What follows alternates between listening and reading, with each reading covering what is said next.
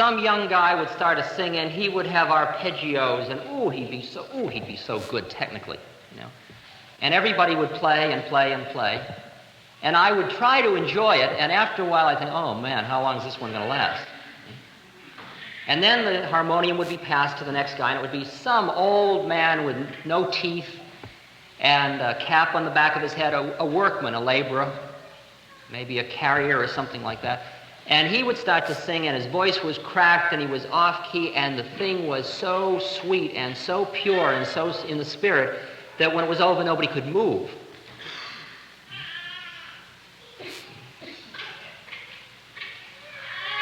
And I had to cut through all my models of what music, about music, in order to listen to this, which was, in the beginning was the Word. And the Word was God. The Word was with God. Because that's the Spirit. All I can share with you at this moment, all we can ever share with one another, is our own being. That's why the model of all these words, these are just dances. I'm painting with words because I'm not a good enough musician to just do it with sound. I'll do it with paints. But all we ever share with each other is our own level of vibration. We are actually just vibrating with one another. His vibes are good, we say. That's what a contact high is. Somebody takes you into another vibrational space. He brought me down means I went into a place and I got caught in his vibrational net. Did you ever see the Dr. Strange comics? Dr. Strange meets the mystic mind. And Dr. Strange puts out a huge net to catch the mystic mind. Just like a fish net coming out of his head. That's what we all have. Somebody comes up and says, oh, I'm suffering so. There's the net. You gonna climb in? You poor thing. Or, wow, it's a tough incarnation, isn't it?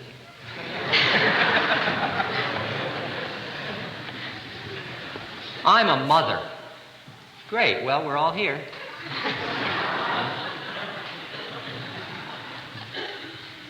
I'm a man.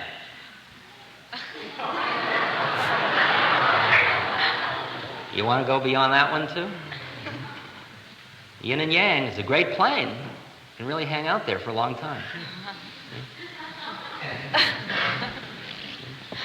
I'll be Yin, you be Yang. What do you say?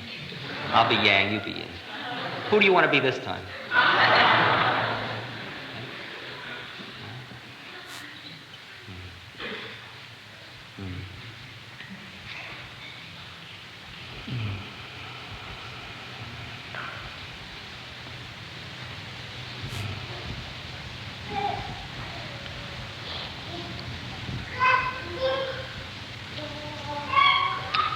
The baby is waking up, and had we faith enough, we could live in that inner place where we know who we are, and all else on this plane would follow, but most of us don't have enough faith. See, because if you lived as that baby, you wouldn't sit around thinking.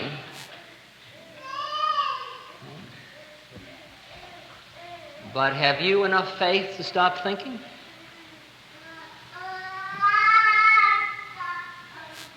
That's a really interesting one. Do you have enough faith to stop thinking?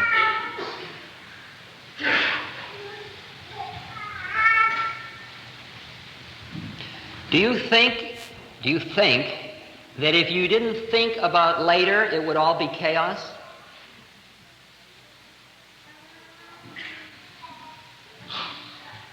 You see what the ego does? It has this rational mind saying, man, you need me. You need me. You don't think, baby, you end up in the loony bin. You end up a vegetable. You want that? How about that one? 20 years ago, I've got a lot of heavy karma. 20 years ago, I used to do lobotomy research. I didn't give lobotomies, but I used to measure people before and after lobotomies. And after you cut off most of the response mechanism of the brain, you get a guy who was before a very agitated guy, and he's sitting there like this. And you feed him, and you take care of him, and he sits there all day. And you say, isn't that too bad?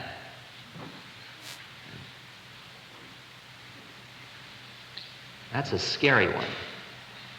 It's a scary one. Because all you've really done by ablating the brain is you've cut off the response mechanism. Because the thinking mind is a reaction.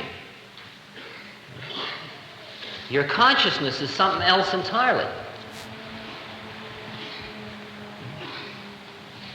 Brain waves related to meditation, all response mechanisms. All response mechanisms. The little baby isn't measured by electroencephalography.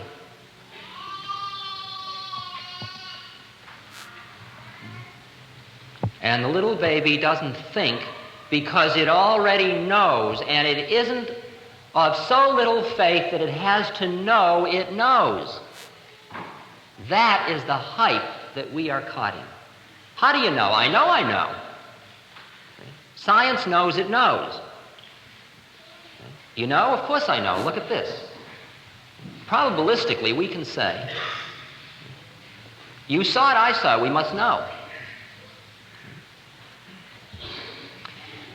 The far-out thing is that no matter how much knowledge you collect through your senses and through your rational mind, it is asymptotic. It will never get you to the place.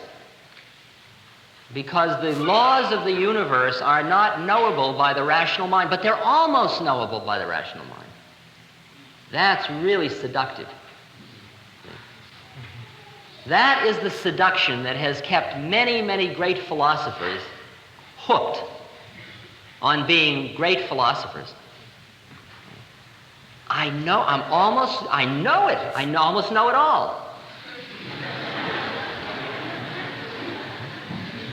It gets exquisitely subtle. It's not gross ego like, I know. No, they're all done with the astral planes of personality, of I've got to know because it'll make me feel good. That isn't it. It's just that they are so, their mind is blown by, but not far enough. See, their mind is blown by that they're going to know they know. People like Huxley and Hurd and on and on and on. People who stayed right at the highest place in the causal plane, knowing they knew.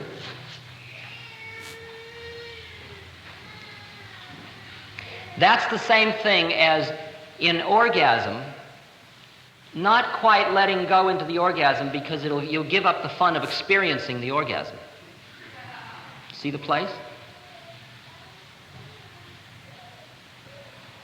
There are two places. One is where you are the orgasm, and the other is where you stand back a little and say, wow, isn't this orgasm a gas?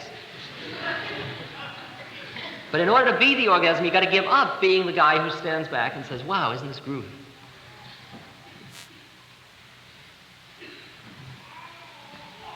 But the ego keeps saying, man, if you don't know you know, it's going to be terrible. Terrible.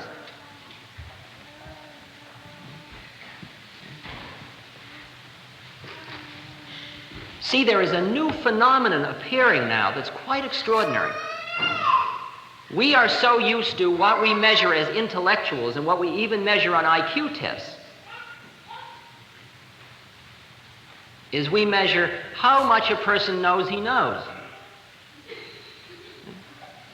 And everybody sits around showing each other how much they know in universities. You know what I know? You know that? I'll tell you, then you'll know you know. Then we'll both know we know. And then it'll be enough. And then you can...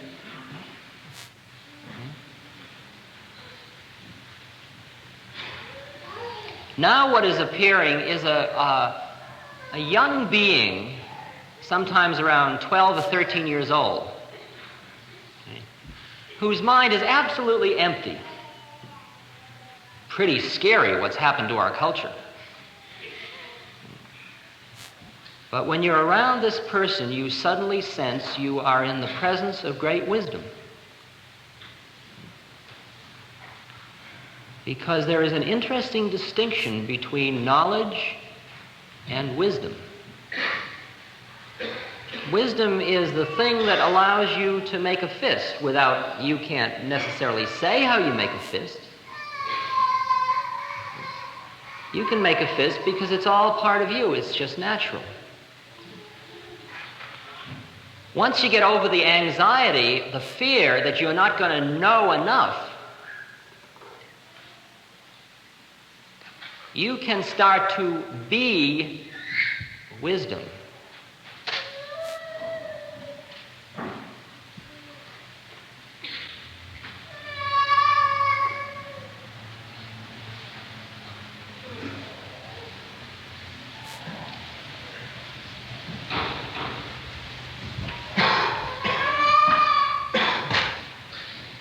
See, it's just, for example, for many of you, is the way in which you drive a car.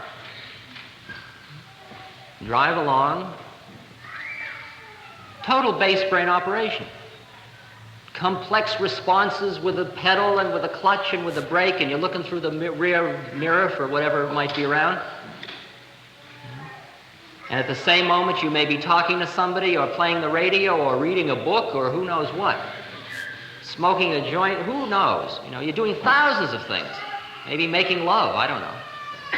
And you're doing this complex thing with an automobile without any attention to it at all. It's just all happening. Now you say, yeah, but I had to know I knew to bring...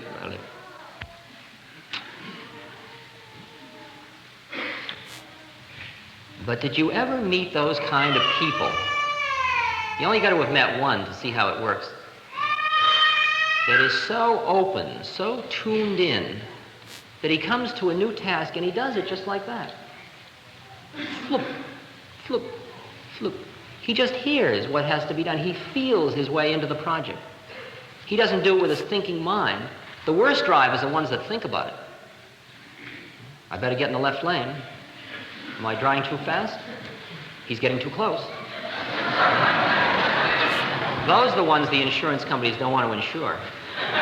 The thinking driver.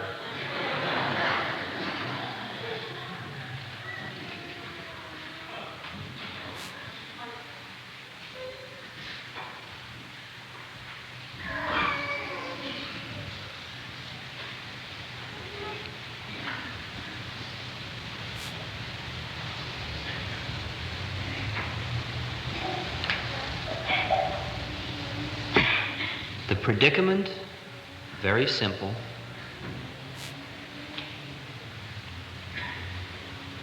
We have been born again and we do not have sufficient faith to trust what has happened to us.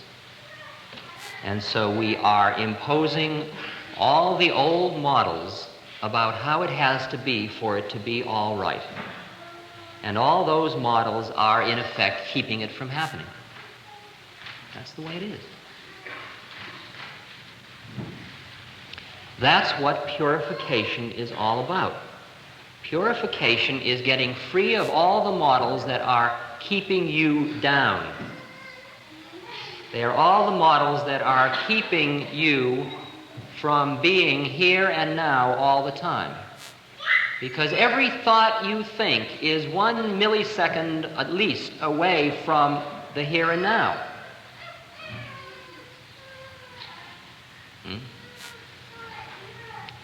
I look at you and then I think man. Now in order to think man, something had to happen. The stimulus comes in, I've got to go through a whole computer program to conceptualize, to take that shape, form, cues about hair and eyes and nose and beard, and it's very complex. And then I come up with man and then I say, well, I guess I know what that one is. Now let's try this one.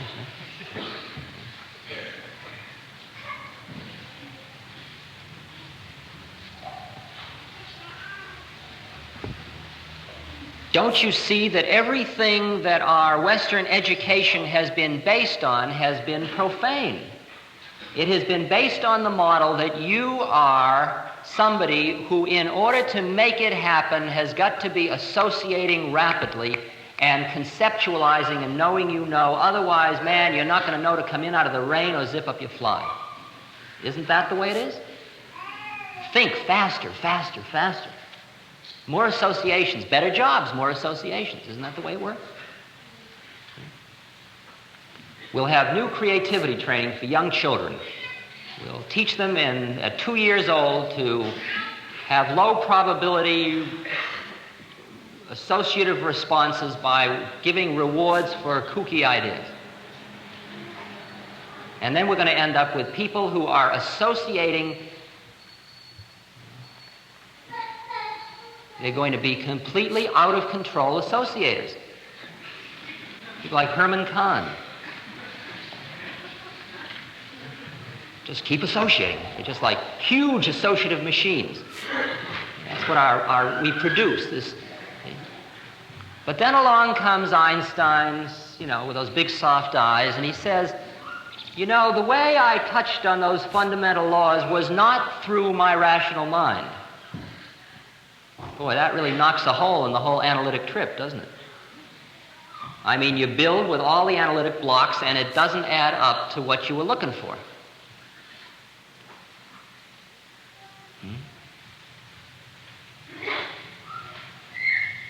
The rational mind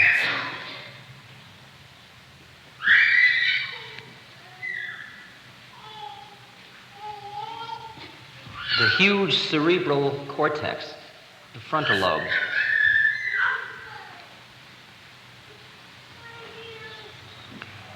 this is the great siddhi, the great power, this power we are enjoying at this moment. It is the power that was given to man which would allow him to become conscious of his own predicament, which would allow him to become liberated from the illusion.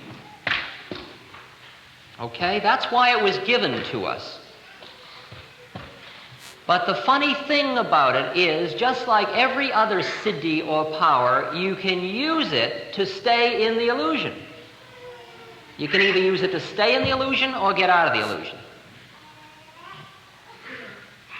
But the super funny thing about that, the cosmic joke is, if you use it to stay in the illusion long enough, it takes you out of the illusion.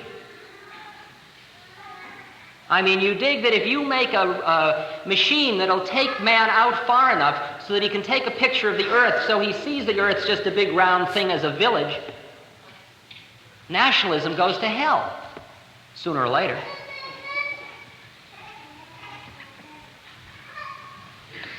He uses the rational mind to get more and more through television until finally a 12-year-old kid has already vicariously lived out hundreds of adult roles. He's used up. He's experiencing virag, or the unfinished with worldliness at 12 years old. He doesn't any longer have to spend the next 50 years becoming a crook for the CIA. Because he's already lived it out. Because technology allowed him to do it, He can do it vicariously at 12. And then he can flip the dial and become the leading criminal lawyer of Texas. Then he can flip the dial again and become, J. Edgar Hoover.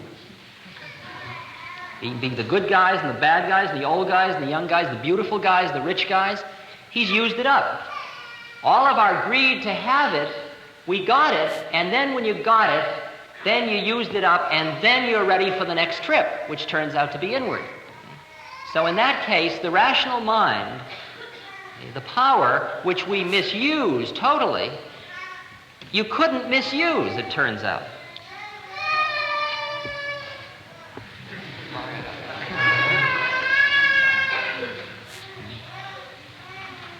You can't misuse it. And that's why we in this country at this moment are in the most exquisite predicament. Believe me, in India, the horror is that people are trying to buy sunglasses, Coca-Cola, and brownie cameras by increasing millions every day. They are just going under. It's like a huge serpent. You want to go to India? Get there quick, I'll tell you, because pretty soon the cities in India are often very much like Indian Parliament is often like an education conference in the 1930s.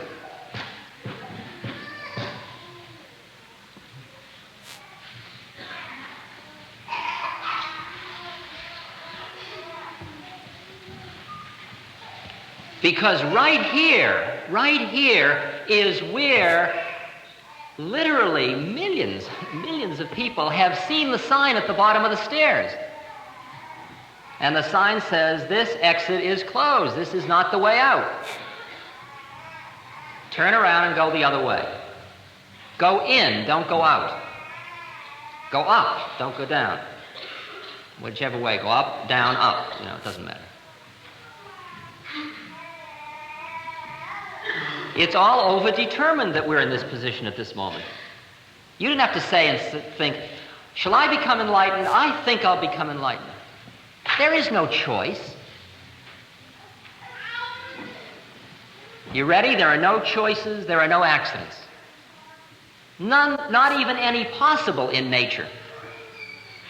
Nature is perfectly lawful. But you aren't in nature, but you don't know that. When you are free of the total identification with nature, then you have total free choice. Then you are given all of the powers of God. Had ye but faith, ye can move mountains. You can remake the universe, but you're not going to be handed your flying license until you're not going to crack up the airplane. And the problem is that Sam Brown would crack up the airplane. Sam Brown as God doesn't make it. I mean, I know it all. I'm God. Now what I'll do, I'll move that mountain from...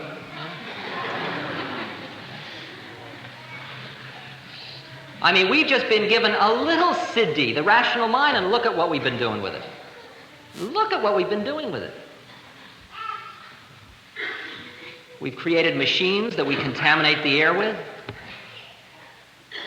We're practically wiping ourselves off the planet. All with our rational minds, you dig that. I mean, all the hands and machines are just extensions of our heads.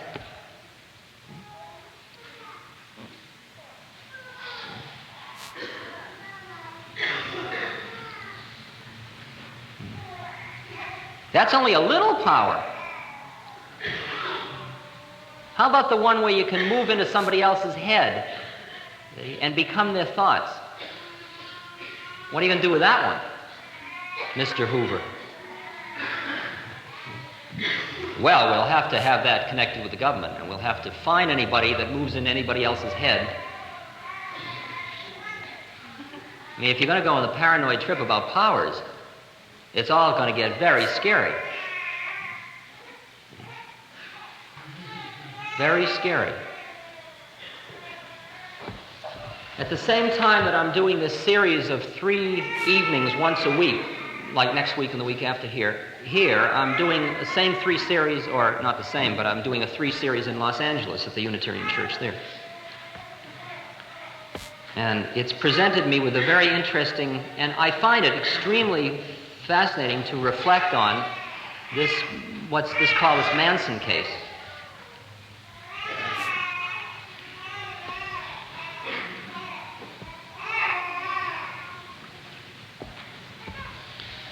Because this is apparently an example of the use of siddhis, the misuse of siddhis.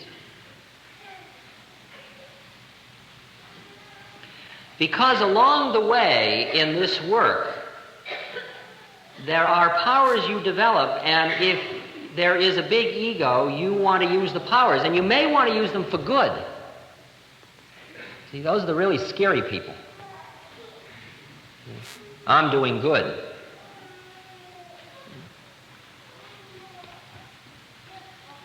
Manson was supposedly using as his Bible Heinlein's Stranger in a Strange Land, and all he was doing was leading people to discorporate other beings.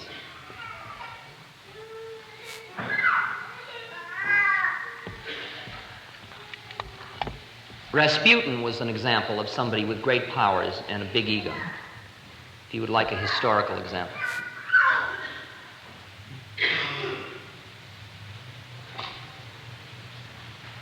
But an interesting process happens for almost everybody on this journey,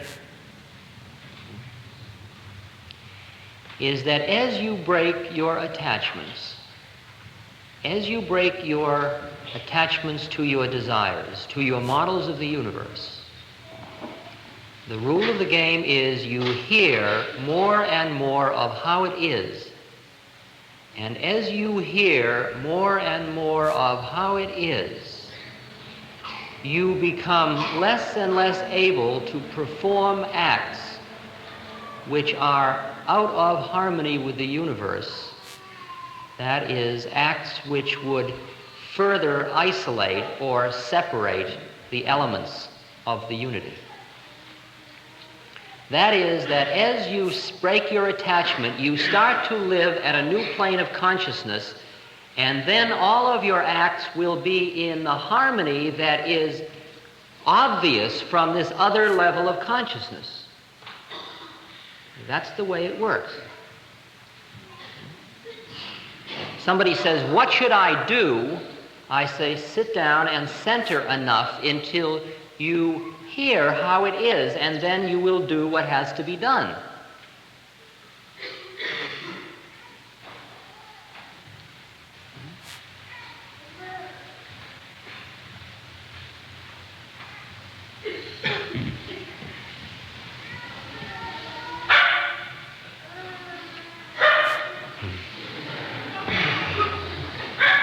New energy source.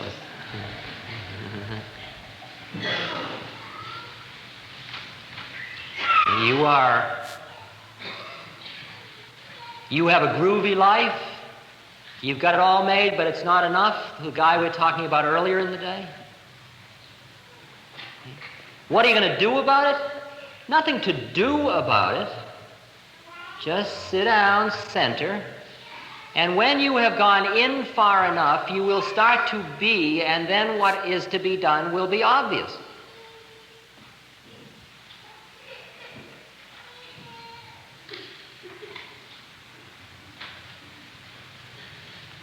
As long as you think there is a doer, as long as you are identified with he who is doing whatever you're doing, going to school, listening to a lecture, smoking pot, making love, eating, sleeping, going to the toilet, anything, as long as you are identified with that being,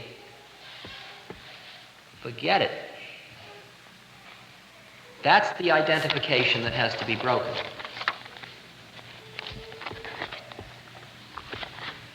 Ralph Waldo Emerson.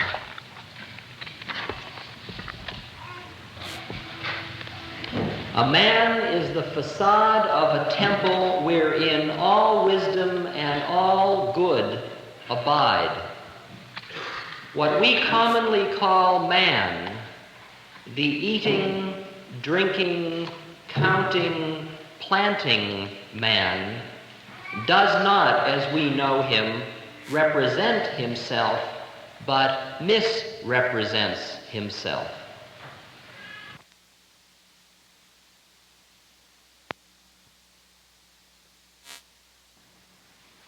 If you're going to listen to the sound, the inner sound, the Word of God, the sound of the universe,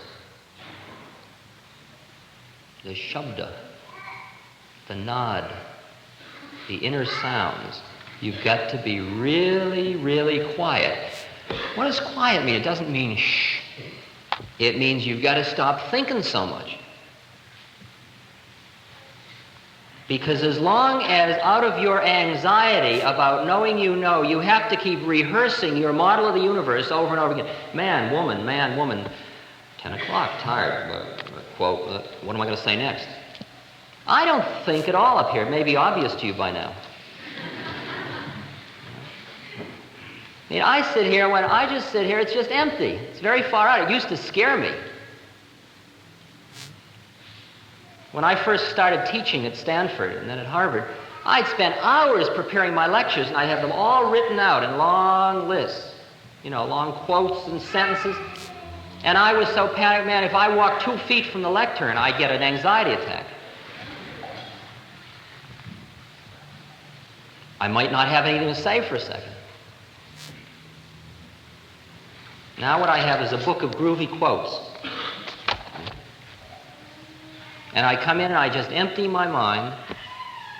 And if I do it well enough, I pick up on all the vibrations around. And then we are talking to ourselves. And what's so far out is every time I speak in a different place, a different thing comes out. Because who we are is different.